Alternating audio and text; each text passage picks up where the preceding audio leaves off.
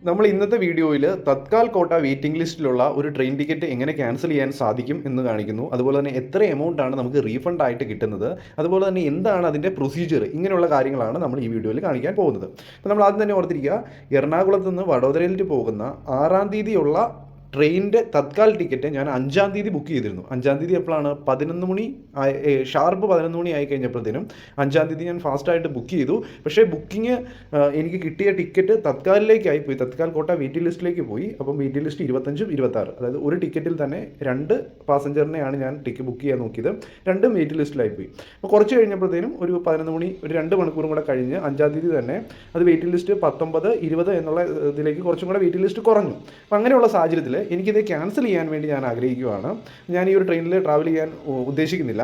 അങ്ങനെ വരുന്ന സമയത്ത് ഞാൻ ജസ്റ്റ് ഗൂഗിളിൽ പോയി ഇതിൻ്റെ വെയിറ്റിംഗ് ലിസ്റ്റിലുള്ള ടിക്കറ്റ് ക്യാൻസൽ ചെയ്ത് കഴിഞ്ഞാൽ എത്ര എമൗണ്ട് അവർ ഈടാക്കും എന്ന് നോക്കി. അപ്പോൾ കാണാൻ സാധിച്ചത് 60 രൂപ പ്ലസ് GST ഓരോ ആൾക്കും എന്നുള്ള രീതിയിലാണ്. അതായത് എൻ്റെ ടിക്കറ്റിൽ 2 പേരുണ്ട്, അതുകൊണ്ട് തന്നെ 120 രൂപയാണ് അവർ ഈടാക്കുന്നത്.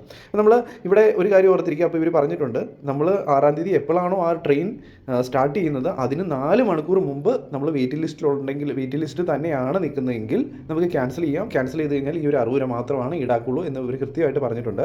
അതല്ല, ഇന്ന് തന്നെ കുറച്ചും കൂടെ കഴിയുമ്പോഴത്തേനും ഇത് കൺഫേം ആയി മാറിക്കഴിഞ്ഞാൽ നമുക്കത് ക്യാൻസൽ ചെയ്യാൻ പറ്റത്തില്ല.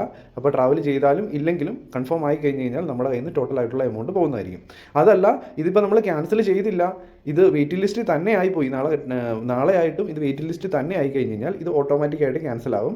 അങ്ങനെയുള്ള സാഹചര്യത്തിൽ നമുക്ക് 60 രൂപ പെർ പേഴ്സൺ GST പിടിച്ചിട്ട് ബാക്കിയുള്ള എമൗണ്ട് റീഫണ്ട് ആവുന്നതായിരിക്കും. അപ്പോൾ ഞാൻ അതിന് വേണ്ടി വെയിറ്റ് ചെയ്യുന്നില്ല, ഞാൻ ക്യാൻസൽ ചെയ്യാൻ പോവാണ്. അപ്പോൾ അതിനുവേണ്ടി ഞാൻ IRCTC ആപ്ലിക്കേഷൻ ഓപ്പൺ ആക്കി. അപ്പോൾ ഇവിടെ താഴെ ട്രാൻസാക്ഷൻ എന്നുള്ളതിൽ ക്ലിക്ക് ചെയ്തു. അപ്പോൾ ഇവിടെ നമുക്ക് മൈ ബുക്കിംഗ്സ് എന്ന് പറഞ്ഞ ഓപ്ഷൻ ഉണ്ട്, അതിൽ ക്ലിക്ക് ചെയ്തു. അതേ ക്ലിക്ക് ചെയ്ത് കഴിയുമ്പോഴത്തേനും നമുക്കിവിടെ ആ ഒരു ടിക്കറ്റ് കാണാൻ സാധിക്കും. അതിൽ ഞാൻ ഒന്നും കൂടെ ക്ലിക്ക് ചെയ്തു. അപ്പോൾ അത് ക്ലിക്ക് ചെയ്ത് കഴിയുമ്പോഴത്തേനും ഇവിടെ കാണാൻ സാധിക്കുന്നു, നമുക്കിവിടെ 3 ഡോട്ട്സ് എന്ന് പറഞ്ഞൊരു ഓപ്ഷൻ ഉണ്ട്. അതിൽ ക്ലിക്ക് ചെയ്ത് കഴിയുമ്പോഴത്തേനും നമുക്കിവിടെ ക്യാൻസൽ ടിക്കറ്റ് എന്ന് പറഞ്ഞൊരു ഓപ്ഷൻ ഉണ്ട്.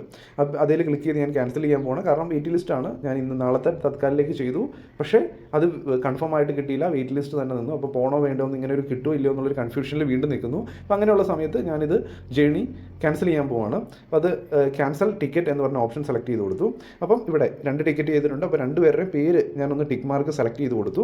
അതിനുശേഷം താഴെ ക്യാൻസൽ ടിക്കറ്റ് എന്ന് പറഞ്ഞ ഓപ്ഷൻ ക്ലിക്ക് ചെയ്ത് കൊടുക്കുകയാണ്. അപ്പോൾ അങ്ങനെ ചെയ്ത് കഴിയുമ്പോൾ തന്നെ ഇവിടെ സക്സസ്ഫുൾ ആയിട്ട് ക്യാൻസൽ ആയിട്ടുണ്ട്. റീഫണ്ട് എമൗണ്ട് 1960 രൂപയാണ് എനിക്ക് കിട്ടുന്നത്. അപ്പോൾ ക്യാൻസൽ ആയിട്ടുണ്ട്, 1960 രൂപയാണ് എനിക്ക് കിട്ടുന്നത്. അപ്പോൾ ഇതിനു മുമ്പ് റീഫണ്ട് ആയിട്ടുണ്ട്. അപ്പം ഇവിടെ റീഫണ്ട് ഒരു ദിവസം 2 ദിവസത്തിനുള്ളിൽ തന്നെ എനിക്ക് റീഫണ്ട് എമൗണ്ടും കിട്ടി.